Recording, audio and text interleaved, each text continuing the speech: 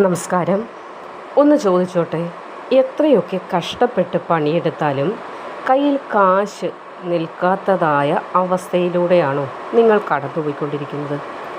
കടം ഒന്നിനു പുറകെ ഒന്നായി വർദ്ധിച്ചുകൊണ്ടിരിക്കുകയാണോ? വീട്ടിൽ കാരണമില്ലാതെ എപ്പോഴും അനാവശ്യ തർക്കങ്ങളും അസുഖങ്ങളുമാണോ നിങ്ങളെ വലച്ചുകൊണ്ടിരിക്കുന്നത്? പലരും വിചാരിക്കുന്ന ഒരു കാര്യമുണ്ട്, ഇതെല്ലാം വിധി കൊണ്ടുവരുന്ന അല്ലെങ്കിൽ വിധി നിമിത്തമുണ്ടാകുന്ന കാര്യങ്ങളാണ് എന്ന്. എന്നാൽ അനുഭവത്തിൽ നിന്ന് ഞാൻ ചില കാര്യങ്ങളൊന്ന് പറയട്ടെ. നമ്മൾ ജീവിക്കുന്ന വീടിൻ്റെ ചില വാസ്തുതെറ്റുകൾ നമ്മൾ അറിയാതെ നമ്മളെ ദാരിദ്ര്യത്തിലേക്ക് തള്ളിവിടാറുണ്ട്. പഴയ കാരണവന്മാർ വീട് പണിയുമ്പോൾ ഓരോ കോണിനും അളവിനും ഇത്രയധികം പ്രാധാന്യം നൽകിയത് വെറുതെ ഒന്നും അല്ല. ഇത് നമ്മൾ മനസ്സിലാക്കേണ്ട ഒരു പ്രധാന വിഷയമാണ്. അത് തന്നെയാണ് ഇന്ന് അധ്യായത്തിലൂടെ നിങ്ങളിലേക്ക് എത്തിക്കാനും പോകുന്നത്. പലരും നിസ്സാരമെന്ന് കരുതി വിട്ടുകളയുന്ന, എന്നാൽ വീട്ടിൽ ലക്ഷ്മി ദേവി പടിയിറങ്ങാൻ കാരണമാകുന്ന 10 പ്രധാന വാസ്തു പിഴവുകളെക്കുറിച്ചാണ് ഇനി ഞാൻ നിങ്ങളുടെ മുന്നിൽ വിശദമാക്കാൻ പോകുന്നത്.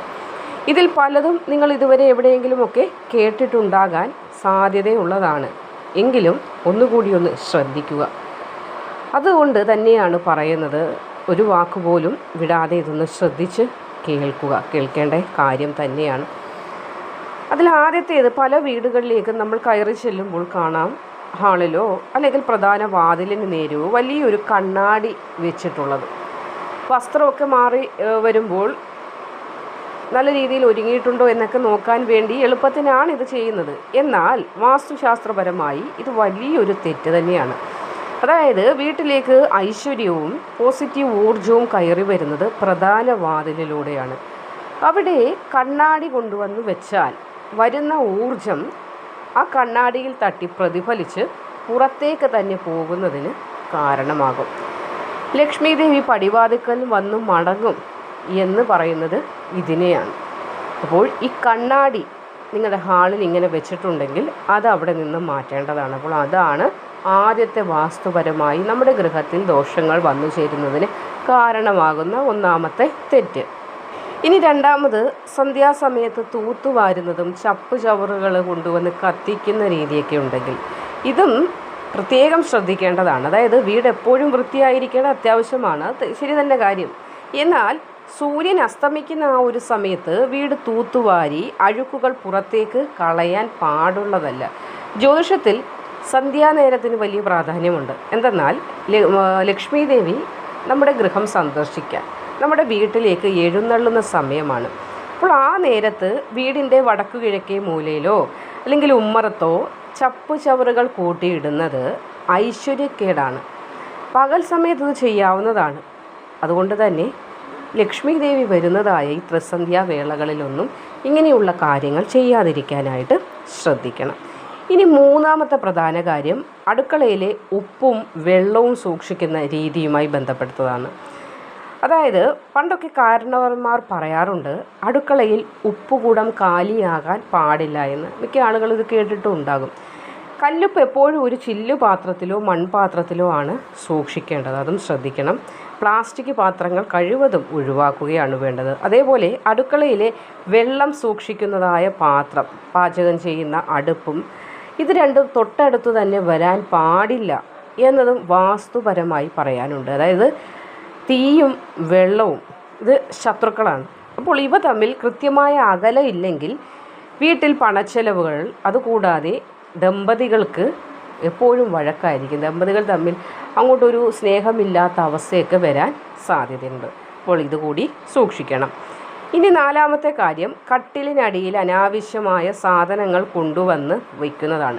പലരും ഇപ്പോൾ ചെയ്യുന്ന ഒരു കാര്യമാണിത്. അതായത് സ്ഥലപരിമിതിയൊക്കെ കാരണമാകും. കട്ടിലിനടിയിൽ പഴയ പാത്രങ്ങൾ, കേടായ ഇലക്ട്രോണിക് സാധനങ്ങൾ, തുരുമ്പിച്ച ഇരുമ്പ് കഷ്ണങ്ങളൊക്കെ അങ്ങോട്ട് കയറ്റി വയ്ക്കും. ഇത് ഉറങ്ങുന്ന ആളുടെ മനസ്സിനെ മാത്രമല്ല, ആ വീടിൻ്റെ സാമ്പത്തിക ഭദ്രതയെ വരെ ബാധിക്കും. കട്ടിലിനടിയിൽ എപ്പോഴും വായുസഞ്ചാരം ഉണ്ടാകേണ്ടത് അത്യാവശ്യമാണ്. അവിടെ നെഗറ്റീവ് ഊർജം കെട്ടിക്കിടന്നാൽ ആ വീട്ടിൽ കട ഒഴിയുകയില്ല. ഞാൻ സമ്പാദിക്കുന്നുണ്ട്, എല്ലാം ചെയ്യുന്നു, കടം കൂടുന്നു, അത് മാത്രമേ ഉള്ളൂ ഇപ്പോൾ എന്ന് പറഞ്ഞാൽ ഈ കാര്യങ്ങൾ കൂടി നിങ്ങൾ മനസ്സിലാക്കി ഇതൊക്കെ ഒഴിവാക്കിയാൽ മാത്രമേ സമ്പത്തിന് നിങ്ങളുടെ ഗൃഹത്തിൽ സ്ഥിരമായി നിലനിൽക്കുവാൻ സാധിക്കുകയുള്ളൂ എന്നത് മനസ്സിലാക്കേണ്ടതുണ്ട്. അടുത്തത് 5-ാമത്തെ കാര്യം വടക്കുകിഴക്കേ മൂലയിലെ ടോയ്ലറ്റാണ്. അതായത് ഇതൊരു വലിയ വാസ്തുദോഷമാണ്. വീടിൻ്റെ വടക്കുകിഴക്ക് ഭാഗത്ത്, അതായത് നമ്മൾ ഈശാനകോൺ എന്ന് വിളിക്കുന്ന ഭാഗത്ത്, അതായത് അത് ദൈവത്തിൻ്റെ മൂലയാണ്. അവിടെ ഒരിക്കലും ബാത്റൂമുകളോ കക്കൂസുകളോ ഒന്നും വരാൻ പാടുള്ളതല്ല. അങ്ങനെ വന്നാൽ ആ വീട്ടിൽ എത്ര പണം വന്നാലും അത് വെള്ളം പോലെ ഒലിച്ചു പോകും എന്നതാണ്. കൂടാതെ വീട്ടിലെ പ്രധാനിയായ ആളുകൾക്കോ കുട്ടികൾക്കോ ഒക്കെ വിട്ടുമാറാത്ത അസുഖങ്ങൾ വരെ വന്നു ചേരുന്നതിലേക്കും ഇത് കാരണമാകും. ഇനി 6-ാമത്, നിലയ്ക്കാത്ത പൈപ്പുകളിലൂടെ ഉണ്ടാകുന്ന ചോർച്ച. ഒരു ചെറിയ ഉദാഹരണത്തിലൂടെ പറയാം. അതായത് നിങ്ങളുടെ വീട്ടിൽ ഏതെങ്കിലും പൈപ്പ് കേടായി വെള്ളം ഇങ്ങനെ ഇറ്റു വീഴുന്നുണ്ടോ എന്ന് ആദ്യം തന്നെ നിങ്ങൾ നോക്കണം. ഈ വീഡിയോ കേട്ടതിന് ശേഷം അതൊരു ചെറിയ തുള്ളിയല്ലേ എന്നൊന്നും പറഞ്ഞ് തള്ളിക്കളയാതെ അല്ലെങ്കിൽ മാറ്റി വയ്ക്കാതെ ഇരിക്കാൻ ശ്രദ്ധിക്കുക. കാരണം വാസ്തുവിൽ വെള്ളം ഇറ്റു വീഴുന്നതിനെ നമ്മുടെ സമ്പത്ത് ചോർന്നു പോകുന്നതിന് തുല്യമായിട്ടാണ് കണക്കാക്കുന്നത്. അതുകൊണ്ട് തന്നെ പൈപ്പുകളിൽ നിന്ന് വെള്ളം അനാവശ്യമായി ഒഴുക്കി കളയുന്നതും ഇങ്ങനെ ലീക്കായി പോകുന്നതുമൊക്കെ എത്രയും വേഗം പരിഹരിക്കപ്പെടേണ്ട കാര്യങ്ങളാണ്. സാമ്പത്തിക നഷ്ടത്തിന് വലിയൊരു ലക്ഷണമായിട്ട് തന്നെയാണ് വാസ്തുശാസ്ത്രപരമായി ഇതിനെ കണക്കാക്കുന്നത്. ഇനി അടുത്തത് കേടായ ഘടികാരങ്ങളും കണ്ണാടികളുമാണ്. അതായത് സമയം തെറ്റി ഓടുന്ന വാച്ചുകളോ അതല്ലെങ്കിൽ ബാറ്ററി തീർന്ന് ഒരിടത്ത് നിൽക്കുന്ന ക്ലോക്കുകളോ ഇതൊന്നും വീട്ടിൽ വയ്ക്കാൻ പാടുള്ളതല്ല. അത് വീടിൻ്റെ പുരോഗതിയെ തന്നെ തടസ്സപ്പെടുത്തുന്ന കാര്യങ്ങളാണ്. അതുപോലെ തന്നെയാണ് പൊട്ടിയതോ അതല്ലെങ്കിൽ വിള്ളൽ വീണതോ ആയ കണ്ണാടികൾ. അതിലൂടെ മുഖം നോക്കാൻ പറ്റുന്നുണ്ടാകും ചിലപ്പോൾ, എങ്കിലും മുഖം നോക്കാൻ പറ്റുന്നതല്ലേ, കളയണ്ട എന്ന് കരുതി ചില ആളുകൾ അത് സൂക്ഷിച്ച് തന്നെ വെക്കാറുണ്ട്. ഇത് വീട്ടിൽ വെച്ചാൽ കുടുംബ അംഗങ്ങൾക്കിടയിൽ ഭിന്നത വരെ, എത്ര സ്നേഹമാണെന്ന് പറഞ്ഞാൽ എന്തെങ്കിലുമൊക്കെ കാരണങ്ങൾ കൊണ്ട് അടിയും വഴക്കും ഉണ്ടാകാനുള്ള സാധ്യതയും കാണുന്നുണ്ട്. അപ്പോൾ ആ കാര്യവും ശ്രദ്ധിക്കേണ്ടതാണ്. ഇനി പണപ്പെട്ടി അല്ലെങ്കിൽ നിങ്ങളുടെ പണം സൂക്ഷിക്കുന്നതായ ലോക്കർ വെക്കുന്നതായ ഒരു ദിശ കൂടി നമ്മൾ മനസ്സിലാക്കേണ്ടതുണ്ട്. അതായത് നിങ്ങൾ പണം സൂക്ഷിക്കുന്ന അലമാരയോ അല്ലെങ്കിൽ ലോക്കറോ വാസ്തുപ്രകാരം പണപ്പെട്ടി എന്ന് പറയുന്നത് എപ്പോഴും വീടിൻ്റെ തെക്ക് പടിഞ്ഞാറ് ഭാഗത്ത് വേണം വെക്കാനായിട്ട്. കാരണം അത് വടക്ക് ദിശയിലേക്ക് തുറക്കുന്ന രീതിയിലും വെക്കേണ്ടതുണ്ട്. എവിടെയെങ്കിലും കൊണ്ടുപോയി എങ്ങനെയെങ്കിലും ഒക്കെ വെച്ചാൽ പോരാ. വടക്ക് ദിശ എന്ന് പറഞ്ഞാൽ അറിയാമല്ലോ, കുബേരൻ്റെ ദിശയാണ്. അപ്പോൾ തെക്കോട്ട് തുറക്കുന്ന രീതിയിൽ പണപ്പെട്ടി വെച്ചാൽ കയ്യിലുള്ള പണം പെട്ടെന്ന് ചിലവായി പോകാനും കാരണമുണ്ട്. അതുകൊണ്ട് വടക്കോട്ട് തുറക്കുന്ന രീതിയിൽ വേണം പണപ്പെട്ടി വെക്കാനായിട്ട്. ഇനി അടുത്ത കാര്യം, ഉമ്മറപ്പടിയിൽ കാലുകൾ നീട്ടി വെച്ച് ഇരിക്കുന്ന സ്വഭാവം ഉണ്ടാവും ചിലർ. പണ്ടത്തെ മുത്തശ്ശിമാരൊക്കെ പറയും, കുട്ടികളെ വഴക്ക് പറയുന്നത് നിങ്ങൾ കേട്ടിട്ടുണ്ടാവും, ഉമ്മറപ്പടിയിൽ പോയിരിക്കല്ലേ എന്നൊക്കെ. അതിന് പിന്നിലും വലിയൊരു ശാസ്ത്രമുണ്ട്. അതായത് വീടിൻ്റെ ഉമ്മറപ്പടി എന്നത് പോസിറ്റീവ് ഊർജ്ജം കാത്തു സൂക്ഷിക്കുന്ന ഒരു ഇടമാണ്. അവിടെ ഇങ്ങനെ ചവിട്ടി നിൽക്കുന്നതോ അതല്ലെങ്കിൽ സന്ധ്യാസമയങ്ങളിൽ അവിടെ ഇരുന്ന് കുശലങ്ങൾ പറയുന്നതോ സംഭാഷണങ്ങളൊക്കെ നടത്തുന്നതോ വീടിന് തന്നെ ദോഷം ചെയ്യുമെന്നാണ്. അതായത് ഇത് ലക്ഷ്മി ദേവിയെ അപമാനിക്കുന്നതിന് തുല്യമായി മാറുന്ന കാര്യമാണ്. അപ്പോൾ ലക്ഷ്മി ദേവിയെ അപമാനിച്ചാൽ നമ്മുടെ ഗൃഹത്തിലേക്ക് എങ്ങനെയാണ് ഐശ്വര്യം വരുന്നത്? അതുകൊണ്ട് തന്നെ ഈ കാര്യവും ഒന്ന് ശ്രദ്ധിക്കുക.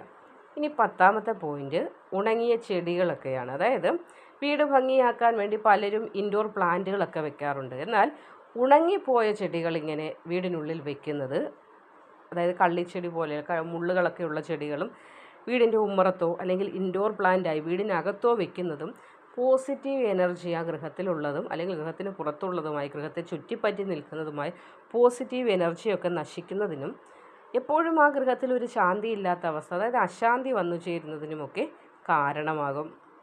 അതേപോലെ തുളസി ഉണ്ടെങ്കിലും, തുളസി വളർത്താൻ ആഗ്രഹിക്കുന്നുണ്ടെങ്കിലും, തുളസി പോലെയുള്ള ഔഷധ ചെടിയാണല്ലോ തുളസി, അതൊക്കെ എപ്പോഴും കിഴക്ക് അതല്ലെങ്കിൽ വടക്ക് ഭാഗത്ത് വളർത്താനായിട്ടും ശ്രദ്ധിക്കേണ്ടതുണ്ട്. എവിടെന്നെങ്കിലും കിട്ടിയ എവിടെയെങ്കിലും കൊണ്ട് നടുന്നു, അതല്ല രീതി. അപ്പോൾ നമ്മൾ നടുന്നുണ്ടെങ്കിൽ ഇത് കൃത്യമായ ദിശ മനസ്സിലാക്കി നട്ടാലേ ആ ഗൃഹത്തിലും അവിടെയുള്ള ആളുകൾക്കും ഐശ്വര്യവും നേട്ടങ്ങളും വന്നു ചേരുകയുള്ളൂ. ഇവിടെ ഞാൻ ഈ പറഞ്ഞ 10 കാര്യങ്ങൾ ഇത് നിങ്ങളുടെ വീട്ടിൽ ഉണ്ടോ എന്നൊന്ന് പരിശോധിച്ച് നോക്കൂ. വലിയ പണച്ചെലവില്ലാതെ തന്നെ നമുക്ക് മാറ്റാൻ കഴിയുന്ന കാര്യങ്ങളാണ് ഇതിൽ ഭൂരിഭാഗം. അപ്പോൾ വലിയ വീടുണ്ടായതുകൊണ്ടോ അതല്ലെങ്കിൽ വലിയ വരുമാനങ്ങൾ ഉള്ളതുകൊണ്ടോ ഒന്നും നമ്മുടെ ജീവിതത്തിൽ കാര്യമില്ല.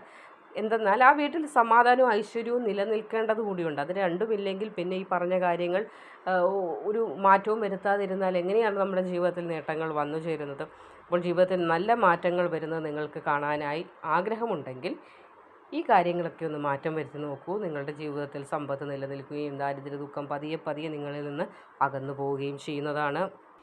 ഈ അറിവ് നിങ്ങൾക്ക് ഉപകാരപ്പെട്ടുവെങ്കിൽ തീർച്ചയായും മറ്റുള്ളവരിലേക്ക് പങ്കുവയ്ക്കാൻ കൂടി മറക്കരുത്. നിങ്ങളുടെ വീടുകളിൽ ലക്ഷ്മി വിളയാട്ടം ഉണ്ടാകട്ടെ എന്ന് പ്രാർത്ഥിച്ചുകൊണ്ട് നിർത്തുന്നു. നന്ദി, നമസ്കാരം.